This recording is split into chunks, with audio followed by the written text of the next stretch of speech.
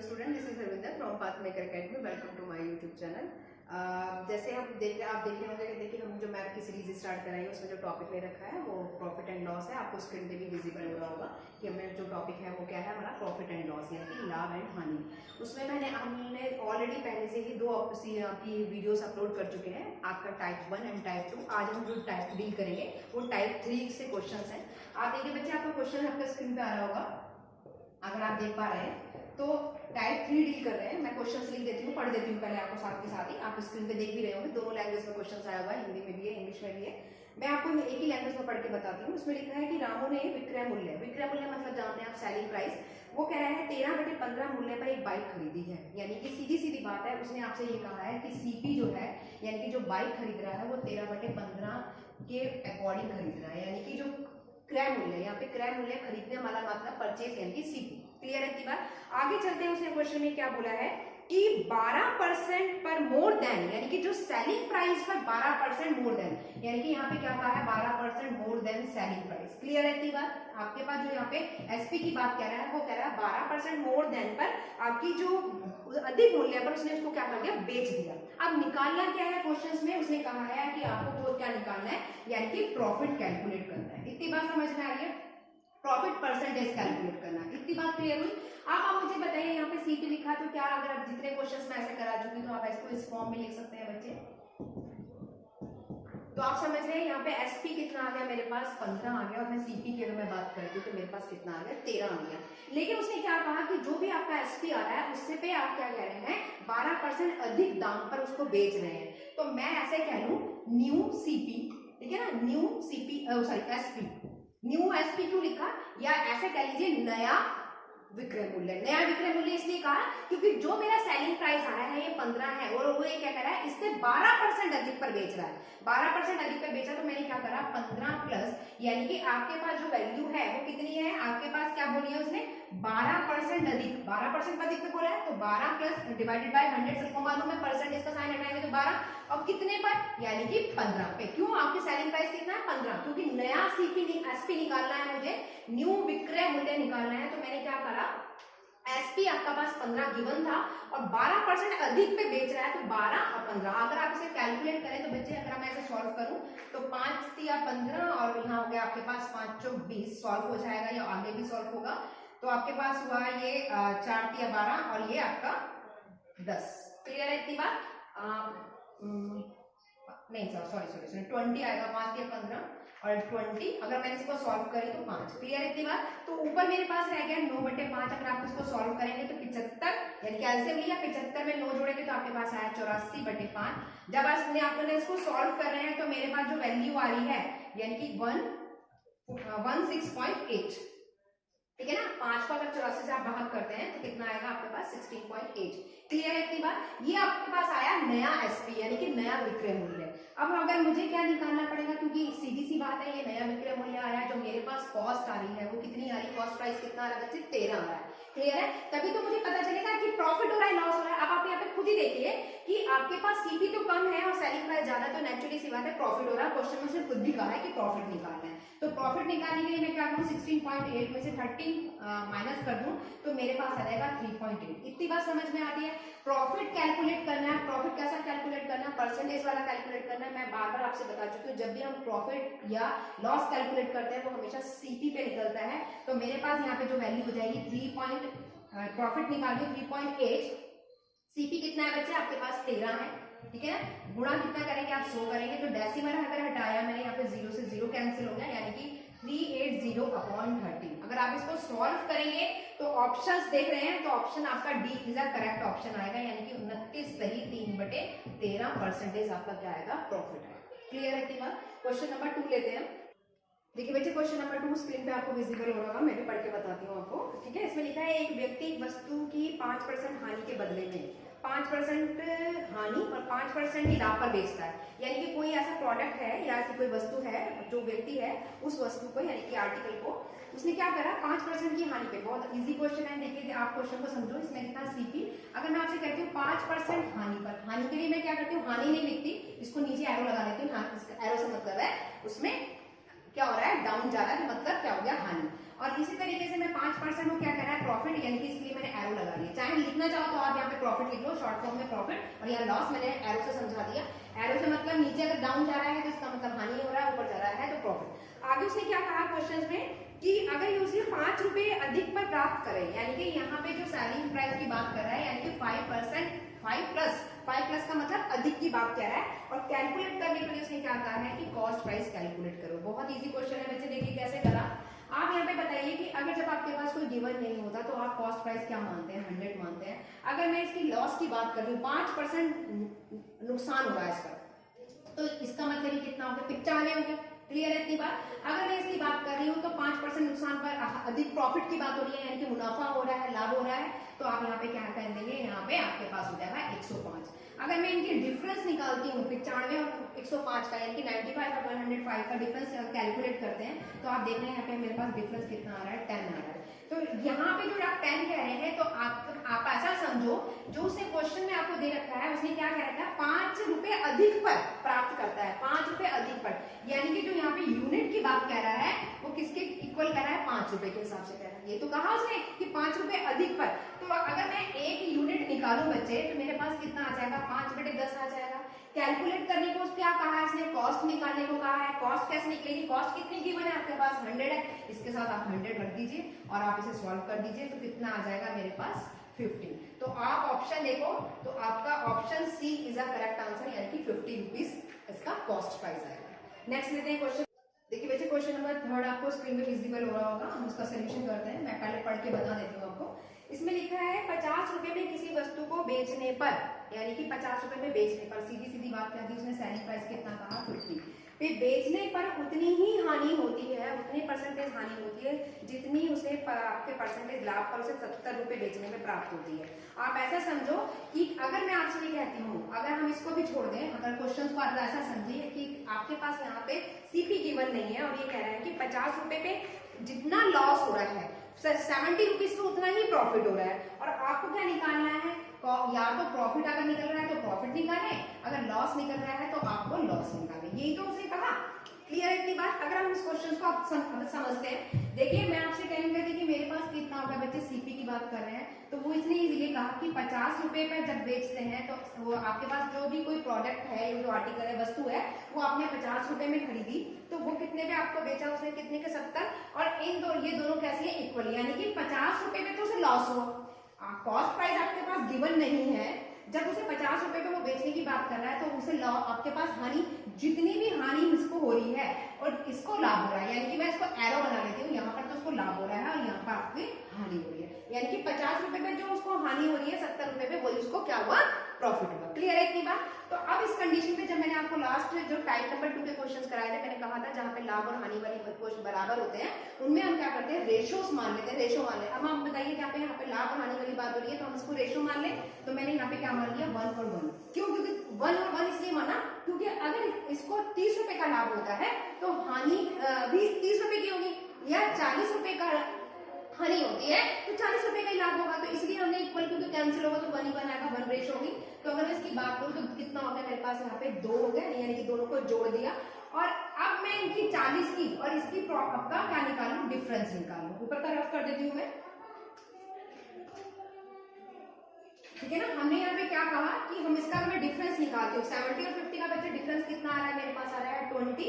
तो अगर मैं कैलकुलेट करूँ, 20 को 10 से डिवाइड करते हैं तो मेरे पास कितना आ जाएगा, 20 आ जाएगा, ठीक है ना। तो एक्चुअल वैल्यू कितनी आई, 10। अगर मैंने इसको भी 10 से मल्टीप्लाई कर दिया, इसको भी 10 से, तो आपके पास यहाँ पर कितना आ गया, 10, ठीक है। और यहाँ पे भी कितना आया, 10। इस 50 को मैं 10 जोड़ देंगे तो आपके पास अब कितनी आ गई, कॉस्ट प्राइस कितनी आ गई, 60, ठीक है ना। मैंने आपसे बताया भी था कि जब आपकी हानि की बात होगी तो हानि में आपको जोड़ना होता है, जब प्रॉफिट की बात होती है, यानी लाभ की बात होती है, तो घटाना होता है। तो हमने क्या करा, 10 50 में 10 जोड़ दिए तो कितना आ गया, 6। अब आपके पास ये आ गई कॉस्ट प्राइस, आ गई बच्चे 60 रुपीज। क्लियर है इतनी बात। और सेलिंग प्राइस की बात करें तो सेलिंग प्राइस मेरे पास है 50 रुपीज। क्लियर है इतनी बात। आप खुद ही समझिए, कॉस्ट प्राइस ज्यादा है, सेलिंग प्राइस कम है, तो लॉस तो हो रहा होगा। बता रखा है कि जब आपके पास सेलिंग प्राइस जो हो जाता है, कम हो जाता है कॉस्ट प्राइस से, ठीक है, तो आपको क्या होता है, घाटा होता है। क्लियर, तो अब आपको क्या निकालना है, लॉस निकालना है। अब आप मुझे बताइए लॉस निकालने के लिए हमेशा कैसे बताया था मैंने, हमेशा कैसे निकलता है, कॉस्ट पे। लॉस निकालना हो या प्रॉफिट निकालना हो वो हमेशा आपके किस पे निकलेगा, आपके सीपी पे निकलेगा। तो अगर आपके पास लॉस कितना है, इन दोनों को माइनस कर दूं तो लॉस कितना आ जाएगा, ये आपके पास आ गया लॉस। क्लियर, तो 10 सीपी कितना हो गया बच्चे मेरे पास 60 मल्टीप्लाई 100, इसको सॉल्व कर लेते हैं, 0 से 0 कैंसिल हो गया, यानी कि 100/6 अगर आपको सॉल्व करोगे तो 50/3, जब 50/3 को सॉल्व करेंगे तो आपके पास आ गया 16 सही 2/3%। तो अगर ऑप्शन आप क्वेश्चन देख पा रहे हैं तो स्क्रीन पे जो ऑप्शन आ रहे हैं तो B is a correct answer. Next लेते हैं क्वेश्चन। देखिए बच्चे क्वेश्चन नंबर 4 देखें हम, आप मैं पढ़ती हूँ, उसमें लिखा हुआ है, आप स्क्रीन पे भी देख पा रहे होंगे।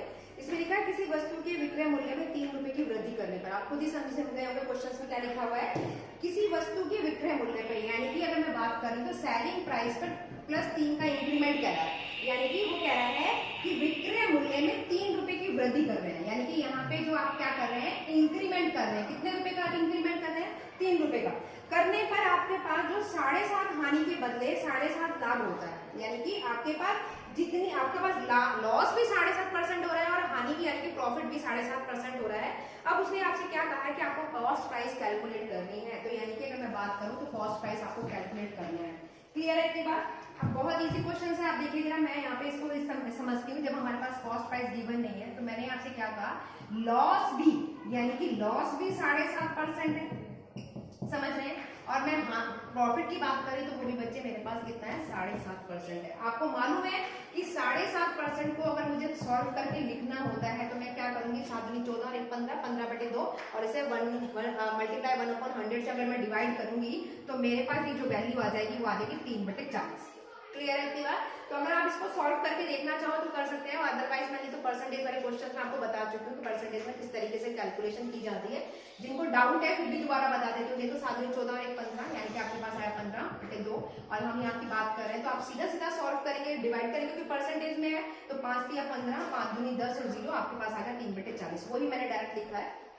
अब आगे करते हैं, हमने इसने क्वेश्चंस में क्या कहा, उतने ही हानि हो रही है उतना ही उसको प्रॉफिट हो रहा है, और उसको क्या उसने क्या कहा है कि हमें क्या कैलकुलेट करनी है, कॉस्ट प्राइस कैलकुलेट करनी है। आप मुझे बताइए इस क्वेश्चन को देखकर अब आपको पता चल गया होगा कि ये क्या होगी, नीचे क्या आ गया आपके पास, सीपी आ गया, यानी कि 40 रुपीज तो आपके पास सीपी आ गया। अब उसने क्या कहा, 3 रुपए वृद्धि की बात कर रहा है, यानी कि सेलिंग प्राइस में 3 रुपए इंक्रीज की बात करी, तो 3 रुपए बढ़ गया तो 4 यहाँ पे घाटे पर 3 रुपए घटेगा और वृद्धि पर यानी कि प्रॉफिट बढ़ेगा, तो वृद्धि का मतलब प्रॉफिट और घाटे का मतलब लॉस। तो यहाँ पे तो हो गया 37, 40 में 3 गया 37 और 40 में 3 जोड़ा तो 43। तो अगर मैं इनकी डिफरेंस की बात करूं तो बच्चे आप डिफरेंस कितना आ रहा है मेरे पास, यहाँ पर आ रहा है 10। क्लियर है, ये आपके पास 10 क्या है, 10 यूनिट्स आई, तो ये 10 यूनिट्स वो क्या कह रहा है, किसके बराबर बताएंगे, उसने क्या बताया, सेलिंग प्राइस में 3 रुपए का इंक्रीमेंट हो रहा है, यानी कि 3 रुपए का। क्लियर है इतनी बात, समझ में आ रहा है। तो अगर मैं 1 यूनिट कैलकुलेट करूं, ठीक है, अगर मैं 1 यूनिट कैलकुलेट करती हूँ, आप यहाँ पे अगर मैं डिफरेंस 10 नहीं 6 आएगा, यहाँ पर गलती से कर दिया। यहाँ पे अगर मैं डिफरेंस की बात करूँ तो मेरे पास डिफरेंस कितना आया, 6 आया, तो 6 यूनिट किसके बराबर हो गया, जो क्वेश्चन में गिवन है 3 रुपए के हिसाब से दे रखा है। तो मैंने क्या कहा कि आपके पास 6 यूनिट किसके बराबर है, 3 रुपए के बराबर। तो 1 यूनिट कैलकुलेट करिए तो कितना हो जाएगा बच्चे, 3/6, ठीक है ना। उसने आपको जो सीपी कैलकुलेट करने के लिए बोला है, अब आप मुझे बताइए सीपी कितना दे रखा है आपके पास, 40 रुपीज है। आप इसको यहाँ से सॉल्व कर दें, यानी कि 40 रुपीज और कैलकुलेट कर दें, यानी कि 1/2 और 2 को इसको सॉल्व करेंगे तो यानी कि 20। तो अगर ऑप्शन देख पा रहे हैं, क्वेश्चन आपको स्क्रीन पे विजिबल हो रहा है, तो option b is a correct answer. Next लेते हैं क्वेश्चन नंबर, देखिए बच्चे आज की क्लास का 5th क्वेश्चन है, इसमें बहुत ही अच्छा क्वेश्चन लिखा है ये। इसमें लिखा है 140 मुर्गियों को बेचने में आदमी को, कोई ह्यूमन बीइंग है, कोई पर्सन है कोई, वो 140 मुर्गियां बेचता है तो उसे 96 यानी कि 96 मुर्गियों के विक्रय मूल्य के बराबर हानि होती है, यानी कि यहाँ पे उसने 96 की बात कर रहा है, तो 96 ऐसा समझो कि आपने उसने क्या दे रखा है, लॉस। क्लियर है कि बात, क्वेश्चन नंबर हम कह रहे हैं ये आपका है 5, ठीक है। अब उसने क्या कहा, 144 मुर्गियां, यानी कि यहाँ पर आपके पास जो दे रखा है 144 आपकी हैंस दे रखी है। क्लियर है कि बात, अब आपको ना तो इसमें सेलिंग प्राइस कह रखा है, ये आपकी जो मुर्गियों की बात कर रहा है यानी कि एसपी की बात कर रहा है, लेकिन यहाँ पे हैंस दे दिया, यानी कि क्वांटिटी दे दी, रुपीज नहीं दिए। क्लियर है मेरी बात। अब क्वेश्चन में उसने क्या पूछा है कि आपको हानि ज्ञात करनी है, बहुत ही अच्छा क्वेश्चन है। देखिए हानि का मतलब यहाँ पे लॉस आपको कैलकुलेट करना है, देखिए बच्चे, जब क्वेश्चन इस तरीके से गिवन हो जहां पे आपको क्वांटिटी गिवन है, आप देखिए यहाँ पे क्वांटिटी, यहाँ पे भी क्वांटिटी है, ठीक है ना, यहाँ पे भी क्वांटिटी है और ये भी आपके पास क्वांटिटी है। जब आपके पास प्राइस गिवन ना हो तो आप क्या मानेंगे, आप सीधे सीधे ये बात मानो, क्योंकि मुझे सीधी सबसे पहले कॉस्ट प्राइस निकालना पड़ेगा, तभी तो मैं लॉस निकाल पाऊंगी। जब तक मुझे कॉस्ट प्राइस ही नहीं मालूम होगा मैं कैसे प्रॉफिट और लॉस निकालूंगी। क्लियर है इतनी बात? तो उसके लिए मैंने क्या माना कि मैं मान लेती हूँ कि आपके पास जो आपके पास एसपी है, किसका? SP of one hand. One hand मतलब एक मुर्गी का, एक मुर्गी का जो एसपी है वो मैंने मान लिया 1 रुपया। कितना? 1 रुपया। तो 144 मुर्गियों का कितना हो जाएगा बच्चे? 144 रुपीस हो जाएगा। इतनी बात समझ में आते हैं। इसी तरीके से अगर मैं कॉस्ट प्राइस की बात करती हूँ तो कॉस्ट प्राइस सीपी लिख लिया, सीपी ऑफ कितना, किसका निकालना है? हैंड का निकालना है, ठीक है ना, क्योंकि हमारे पास गिवन नहीं है अमाउंट, क्वांटिटी की बात कर रहे हैं। अब हमारे पास सीपी तो गिवन नहीं था, एसपी गिवन था, वो मैंने कैलकुलेट कर लिया, यानी 144 रुपये आ गया। अगर मैं एक हैंड का जो वैल्यू मान लूं, सपोज करो एक्स मान लूं, तो एक एज्यूम वैल्यू मान ली मैंने कि सीपी ऑफ वन हैंड यानी कि एक मुर्गी का कितना है? एक्स रुपए है। क्लियर है इतनी बात? समझ में आया? एक्स की बात करें तो 144 मुर्गियों को मैं डायरेक्ट कर देती हूँ, हमने क्या माना? एक्स मान लिया, और 144 मुर्गियों की बात कर रहा है तो 144 का मेरे पास हो गया 144 एक्स रुपीस, यानी कि रुपीस आ गया आपके पास 144x। इतनी बात समझ में आती है? अब हम मुझे बताओ, हमें उसने क्वेश्चन में क्या दिया? 96 रुपए की हानि, रुपए नहीं दे रखा, 96 मुर्गियों की हानि कह रहा। क्या कह रहा है? 96 हैंड्स का उसे लॉस हुआ है। अब यहाँ पे भी आपको क्वांटिटी मालूम है, रुपीस नहीं मालूम, हमने क्या करेंगे? एक हैंड का मानेंगे, तो सीधा सीधी बात है, इसको मैं 1 से अगर मल्टीप्लाई करूंगी तो 96 रुपीस आ जाएंगे। क्लियर है इतनी बात? तो डायरेक्ट आप इसको क्वांटिटी को रुपीस मान सकते हैं। तो मैंने समझाने के लिए बच्चे इतना बड़ा स्टेप लिखा कि आप 1 रुपीस मान के इसको मल्टीप्लाई कर दें तो ये आपकी रुपीस में कन्वर्ट हो जाएगा।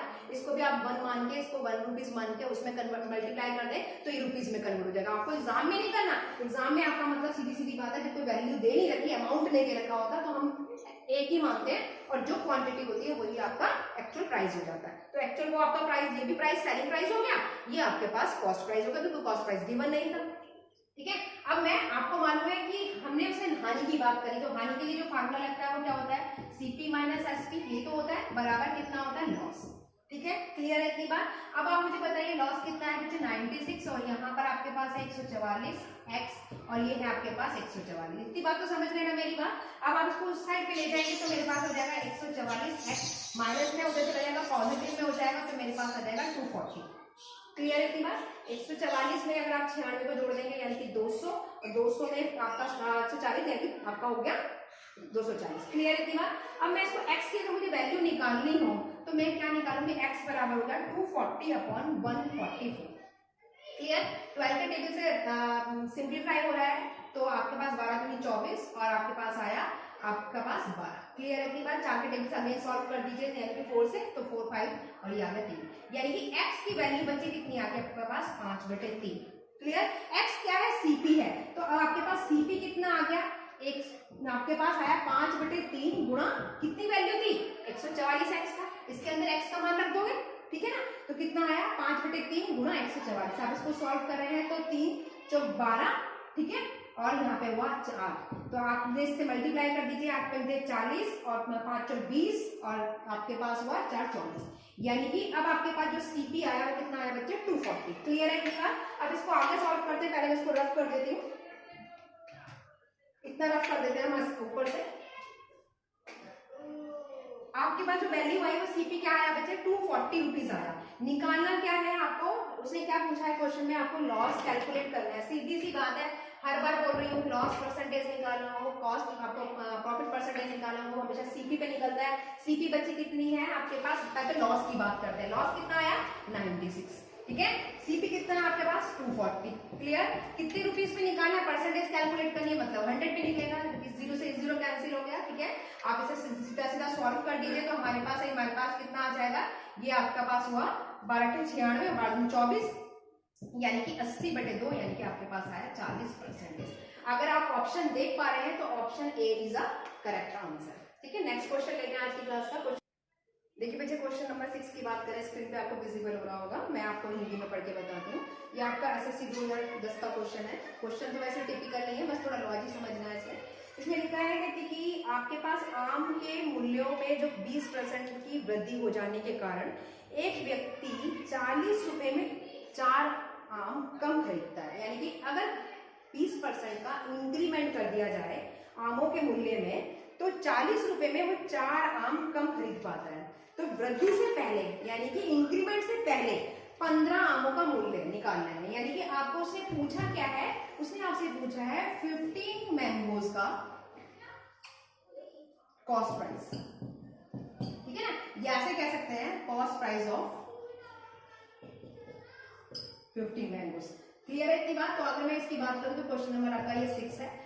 ये आपको उसने कैलकुलेट करने के लिए बोला है। आप पहले बच्चे क्वेश्चन को समझो। अब उसने क्या यहाँ पे क्वेश्चन में आपको क्या बोला था कि यहाँ पे वो क्वेश्चन में आपसे ये कह रहा है कि 20% की बात कर रहा है। अब आप मुझे बताओ 20% को आप क्या लिख सकते हैं? 1/5 लिख सकते हैं। अगर मैं इसको 20% की बात करूं तो आप इसे क्या कर सकते हैं? 1/5 लिख सकते हैं। तो 1/5 की अगर हम बात करते हैं तो यहाँ पे अगर मैं आपसे यहाँ पे कहूँ प्राइस कैलकुलेट कर रही हूँ तो 5 ये हो गया, तो 1 आप इसमें जोड़ देंगे तो कितना हो जाएगा आपके पास? सेलिंग प्राइस कितना हो जाएगा? 6 हो जाएगा। क्लियर है इतनी बात? समझ रहे हैं मेरी बात? तो अगर मैं 5 आपके पास सबको मालूम है सीपी हो गया और 1 का प्रॉफिट हो रहा है, 1 इंक्रीमेंट हो रहा है, तो 6 आपके पास क्या हो गया? सेलिंग प्राइस हो गया। क्लियर? अब उसने क्या कहा, ये कब हुआ? जब उसको 20% का इंक्रीमेंट हुआ, यानी कि 20% का इंक्रीमेंट होने पर ये वाली रेशो हो गई। क्लियर इतनी बात? अब आगे उसने क्या कहा कि अगर वृद्धि से पहले की बात कर रहा है, हमने निकाल लिया ऑन कमोडिटी। कमोडिटी तो जानते हैं बच्चे, ऑन कमोडिटी का मतलब होता है लागत। तो लागत पे क्या हो जाएगी? वैल्यू आपकी रिवर्स हो जाएगी, यानी कि जो सेलिंग प्राइस है वो आपका क्या बन जाएगा? कॉस्ट प्राइस बन जाएगा। यानी कि कितना हो गया? 6 और ये वाली वैल्यू कितनी हो गई? 5। क्लियर? अब क्वेश्चन को पढ़ो जरा। क्वेश्चन में वो ये कह रहा है कि अगर आपके पास 4 रुपए के हिसाब से, उसने ये कहा क्वेश्चन में कि वृद्धि से पहले 15 आमों का आपको मूल्य निकालना है, लेकिन उससे पहले वो क्या कर रहा है? 4 आमों की बात कर रहा है कि 40 रुपए कम कर 4। तो आप मुझे बताइए, इसमें भी 4 से मल्टीप्लाई करूंगी, इसमें भी 4 से मल्टीप्लाई करूंगी, ठीक है ना? तो कितना हो गया? 6 चौक कितना हो गया बच्चे? 24 मैंगोस, ठीक है, और ये कितने हो गए आपके पास? 20। क्लियर इतनी बात समझ में आती है? तो आप ऐसा कह सकते हैं, इसको ऐसा समझ सकते हैं कि 24 मैंगोस पर जो आपकी यूनिट आ रही है वो कितनी दे रखा है, कितना प्राइस दे रखा है? आप क्वेश्चन को पढ़ो तो क्वेश्चन में लिखा हुआ है 40 रुपए, यानी कि 24 आमों का जो दाम आया वो कितना आया? 40 रुपए। क्लियर है इतनी बात? तो मुझे अगर एक मैंगो का दाम निकालना हो तो मैं क्या निकालूंगी? 40/24 हो जाएगा। समझ रहे मेरी बात? और हमें कितने में निकालना है कॉस्ट प्राइस? 15 पे निकालना है। तो सीधी सीधी बात है, यहाँ पे 40/24 गुणा 15 कर दीजिए आप, तो 3 के टेबल से सॉल्व हो जाएगा ये आपका सीधा सीधा। 3 × 5 = 15, 3 × 8 = 24, 8 से गया 5, यानी कि आपके पास आया 25। क्लियर है इतनी बात? तो रुपीस कितने आ गए आपके पास? 25। अगर आप ऑप्शन देख पा रहे हैं तो option D is the correct answer, यानी कि 25 रुपए आपका आंसर है। ठीक है, देखिए बच्चे क्वेश्चन नंबर 7 की बात करते हैं। आज की क्लास का, आज के सेशन का लास्ट क्वेश्चन है क्वेश्चन नंबर 7, और बहुत इजी क्वेश्चन है। ठीक है ना, क्वेश्चंस को समझिए बच्चे। इसमें क्या लिखा है? क्वेश्चन नंबर 7, इसमें लिखा है कि आपके पास की 2 वस्तुएं हैं, ठीक है, कोई 2 ऑब्जेक्ट्स हैं या आर्टिकल है, उनका जो क्रय मूल्य है, यानी कि जो सीपी की बात कह रहा है, वो कह रहा है कितना है बच्चे? 27,000। ठीक है, समझ में आ रहा है मेरी बात? मैं क्या कह रही हूँ, यानी कि सीपी कितना है आपके पास? 27,000। क्लियर? अब उसने क्या कहा? एक वस्तु को 6% लाभ पर और दूसरी वस्तु को, यानी कि इसको तो 6% की लाभ पर बात कर रहा है, ठीक है ना, और यहाँ पे दूसरे वाले के लिए क्या कह रहा है कि 7.5 हानि पर, यानी कि एक को तो प्रॉफिट कह रहा है। मैंने आपसे कहा प्रॉफिट के लिए आप एरो ऊपर लगा लें और लॉस के लिए आप नीचे लगा लें। ठीक है, यही तो कहा उसने कि एक को तो 6% आपके पास लॉस पर, और सॉरी उल्टा कर दिया हमने क्वेश्चन में, पर मैंने उल्टा दिया, एरो सही लगाया, 6% प्रॉफिट पर और 7.5% हानि पर बेचा जाता है। कुल मिलाकर ना तो उसे लाभ हुआ ना ही उसे हानि हुई। प्रत्येक का क्या निकालना है? क्रय मूल्य निकालना है। यानी कि उसने आपसे क्या पूछा है कि प्रत्येक का कॉस्ट प्राइस निकालना है। प्रत्येक मतलब वैसे ये जो टोटल अमाउंट आया है, टोटल अमाउंट क्या है? 2 वैल्यूज का, यानी कि 2 ऑब्जेक्ट्स का, 2 आर्टिकल्स का, और हमें क्या निकालना है? दोनों का इंडिविजुअली निकालना है, यानी कि सेपरेट निकालना है। आप मुझे बताओ, मैं इसे ऐसे कह सकती हूँ, यानी कि आपका 6x% कह लूं, और यहाँ पे अगर मैं बात कर लेती हूँ तो मैं इसको मान लेती हूँ आपके पास ये क्लियर है इतनी बात। ये आपके पास लॉस की बात हो रही है इसलिए एरो नीचे लगा दी, या प्रॉफिट की बात हो रही है यहाँ पे एरो ऊपर लगा दी, बस यही तो करते हैं सारे क्वेश्चंस में।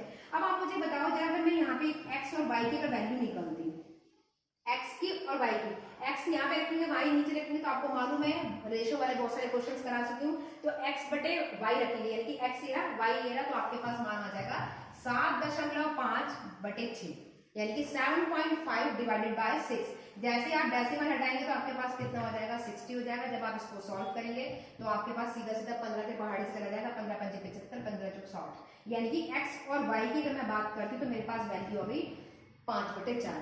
एक्स आ गया 5, वाई कितना आ गया 4, एक्स कितना आ गया 5, वाई आ गया 4। उसने क्या कहा है इंडिविजुअली सेपरेट वैल्यू निकालनी है, यानी कि कॉस्ट प्राइस निकालनी है।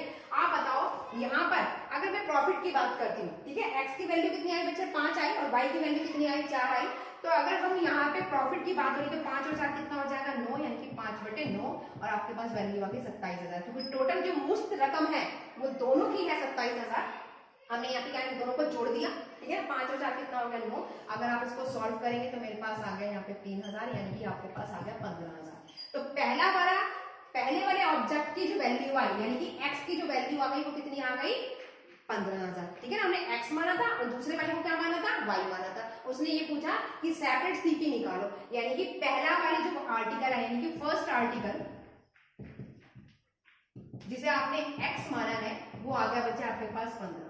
क्लियर है इतनी बात। इसी तरीके जो सेकंड आर्टिकल की बात करें तो सेकंड आर्टिकल क्या हो जाएगा आपके पास, यानी कि वाई माना है तो 12,000, सीधा सीधा निकाल दो ना, जोड़ने की जरूरत ही क्या है, 15 और 12 27 से 2 होता तो 27 से तो आंसर आ गया। फिर भी अगर आपको निकालना है तो आपको मालूम ही है कितनी है, वाई की वैल्यू कितनी है 4, तो 4 बटे कितना हो जाएगा 9 बटे आपके पास 27,000, आप निकाल लो तो ये 3 हो गया, तो आपके पास 12। अदरवाइज इनको निकालने की जरूरत ही नहीं थी, क्योंकि टोटल मुफ्त रकम 27,000 देखिए 15,000 आया, आपके पास दूसरी 12,000 होगी, ठीक है ना। तो ऑप्शन अगर आप चेक करें तो option A is a correct answer, जिसमें 15,000 रुपए है और दूसरे वाले आर्टिकल का जो अमाउंट है कितना है 12,000 है, ठीक है। तो आज की क्लास का ये मैंने आज लास्ट क्वेश्चन था और सबसे इजी क्वेश्चन लिया मैंने ये वाला, तो आपको समझ में आया होगा किस तरीके से हमने क्वेश्चंस को डील किया है जो टाइप 3 लिए हैं। तो आई होप कि आपको जितने मैंने सम्स कराए हैं 7 सम्स कराए, ज्यादा नहीं कराए, तो ये आपको समझ में आए होंगे। फिर भी अगर आपको कोई डाउट होता है किसी क्वेश्चन से रिलेटेड तो प्लीज आप हमारे कमेंट सेक्शन में जाके हमें कमेंट्स कर सकते हैं, ताकि हम आपके डाउट्स को इजीली सॉल्व कर सकें। Thank you so much.